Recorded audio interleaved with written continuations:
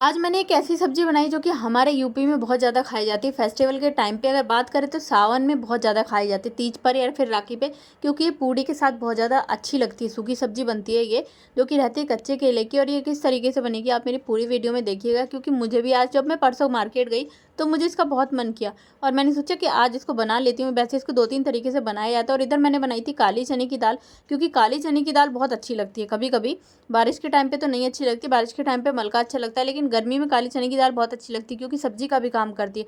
तो सबसे पहले मैंने काली चने की दाल धो धा के एक साइड, क्योंकि मेरे पे समय थोड़ा कम था आज और मुझे बहुत सारे काम करने थे। मैंने मशीन लगा रखी थी, मशीन में 2 ही दिन लगाती हूँ, इस हफ्ते में बुधवार को और संडे को। तो मेरे पे आज समय थोड़ा कम था, पर मैंने सोचा कि मैं ऐसा करती हूँ, कुछ अच्छा सा बना लेती हूँ, क्योंकि आज फौजी साहब घर पे थे, जो कि रहता है फौजी साहब का लॉन्ग रेस्ट। और लॉन्ग रेस्ट में बोलते हैं कि मुझे थोड़ा अच्छे से टाइम मिलता है खाना खाने का, वरना मैं ड्यूटी से आता हूँ थका हारा, जो मिल जाता है वो खा लेता हूँ, या फिर कभी जाने की जल्दी रहती है कि ड्यूटी जा रहा हूँ नाइट ड्यूटी में, इस वजह से तुम कुछ अच्छा बनाया करो।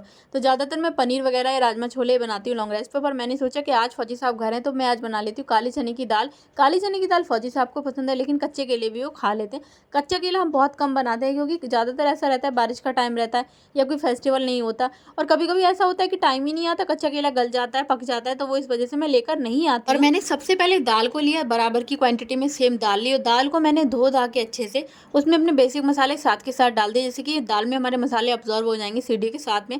और दाल को मैंने बनने साइड से रख दिया, और इधर मैंने कर ली कच्चे केले की तैयारी, क्योंकि मेरे पे समय बहुत कम है, लेकिन मैंने सोचा कि मैं वीडियो में कैप्चर कर लेती हूँ और मैं बनाऊंगी इसे लोहे की कढ़ाई में।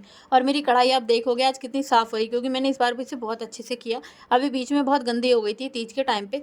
तो इसमें मैंने डाल दी सबसे पहले सरसों का तेल। जब तक तेल गर्म हो रहा है, इधर मैं केले भी काट लूंगी। और हाँ, मैं केले बनाऊंगी चिक्कल सहित। अगर आपने ये नहीं बनाए हैं तो एक बार जरूर ट्राई करना, और जिनने बनाए हैं कमेंट में बताना कि वो किस तरीके से बनाते हैं और कैसे लगते हैं। मैं सच बताऊं तो मुझे तो बहुत ज़्यादा पसंद है, मेरे घर में सबको बहुत पसंद है। एक बार की आपको बात बताऊं, तो मैं जब छोटी थी, मेरी मम्मी, आप देखते रहना कि किस तरीके से बन रही है। सबसे पहले हमने कढ़ाई में तेल डाल दिया, और तेल में डालने के बाद हम डालेंगे मेथी।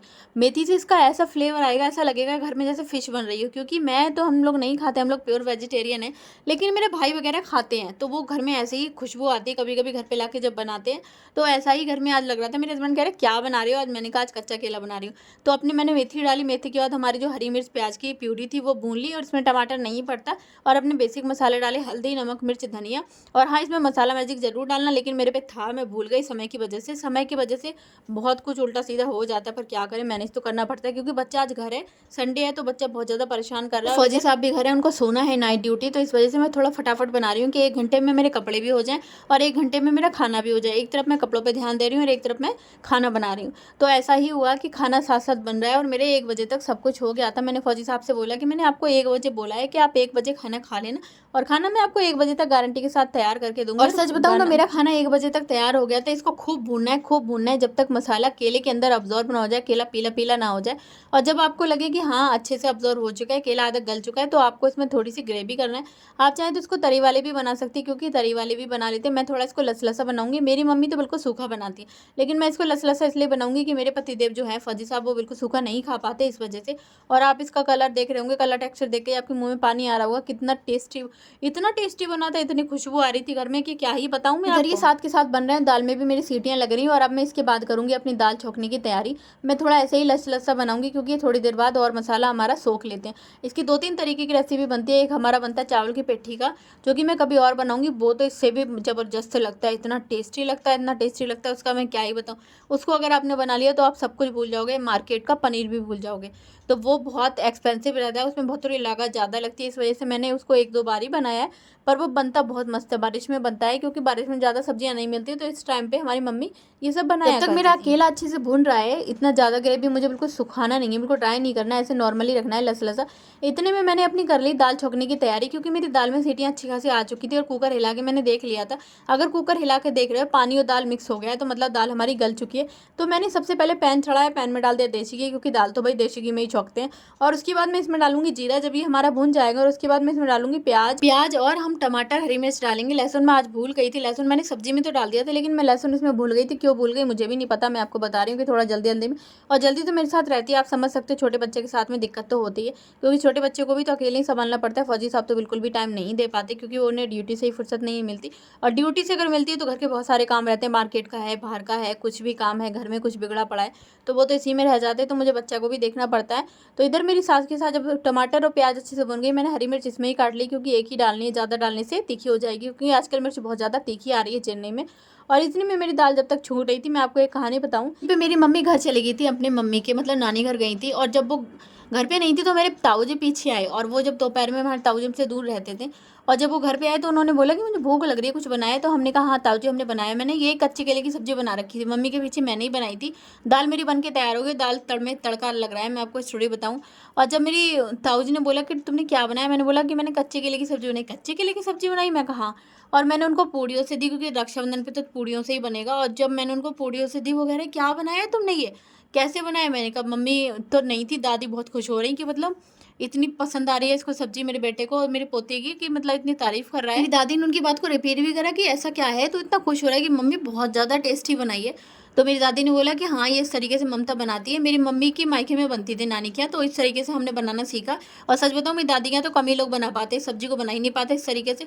लेकिन मेरी नानी के यहाँ बनती है तीज राखी पे, नानी के यहाँ मेरी केले की खेती होती थी, तो नानी मेरी चिकन सहित बनाती थी बहुत ज़्यादा। जब हम तीज पे राखी पे नानी घर होते थे, कभी कभार चले जाते थे मम्मी के साथ, तो ये सब्जी खाने को मिलती थी, आत्मा तृप्त हो जाती थी।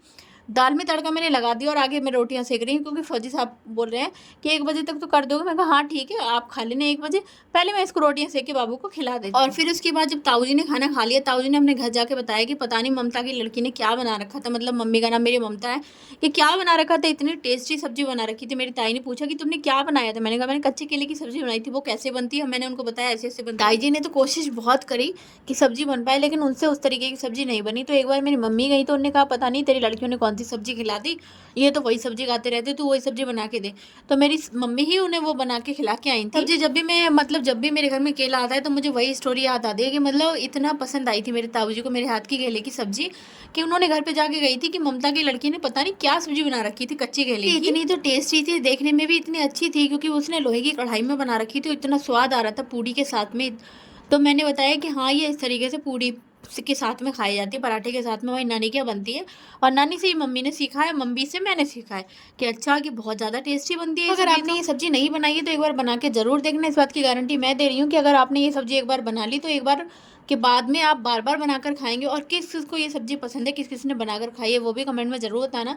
तो इधर मेरी सब्जी भी बन गई थी, दाल में तड़का लग गया था, चावल तो मैं सबसे पहले ही बना लेती क्योंकि मुझे रखने होते लड्डू गोपाल को। तो जब तक मेरे चावल भी अच्छे से सीज गए थे, चावल मैं भगोने में बनाती क्योंकि मैं बनाती हूँ माड़ उतार कर, और मैंने रोटियों पर लगा लिया घी। मैं अपनी रोटियों पर तो घी नहीं लगाती हूँ, कभी लगा भी लेती हूँ जब मेरा मन करता है कि आज कोई अच्छी सब्जी है। आज सब्जी तो बहुत अच्छी थी लेकिन मुझे लगाना नहीं था, क्योंकि रात को मैंने पराठे खाए थे। वैसे मैं डाइटिंग पे रहती हूँ 20-22 किलो वजन घटाने के बाद में, पर मैं कभी कभी सोचती हूँ कि मैनेज भी तो करना है। रात मैंने पराठे खाए थे तो मैंने सोचा आज मैं नहीं लगाती हूँ। और वैसे यही कहते हैं कि अगर आपने दाल छोक लिया तो पराठे पे लगाने की, रोटी पे लगाने की ज़रूरत नहीं है, लेकिन बच्चा है, बच्चे पे तो लगाना पड़ेंगे, क्योंकि घी लगी रोटी गले में जल्दी फिसलती है और सूखी रोटी थोड़ा फंसती है। तो सबसे पहले मैं लगा रही थी उसकी थाली, लड्डू गोपाल को मैं पहले ही रखाई थी, और उसकी थाली लगाने के बाद लगाऊंगी पतिदेव की। पतिदेव की थाली तो मैं कैप्चर नहीं कर पाई थी, लेकिन मैंने बाबू की थाली कैप्चर करी थी।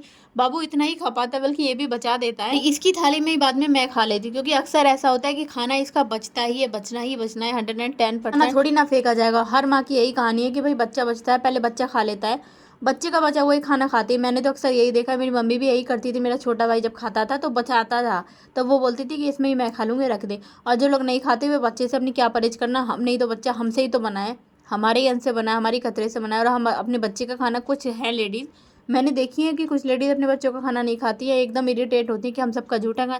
अपने बच्चों का नहीं झूठा खाओगे तो मैं बच्चों से प्यार नहीं तो किसका ही खाओगे। इतने में मैंने लगा दी पतिदेव की थाली, मुझे याद नहीं आया कि मैंने कैप्चर भी कर लिया।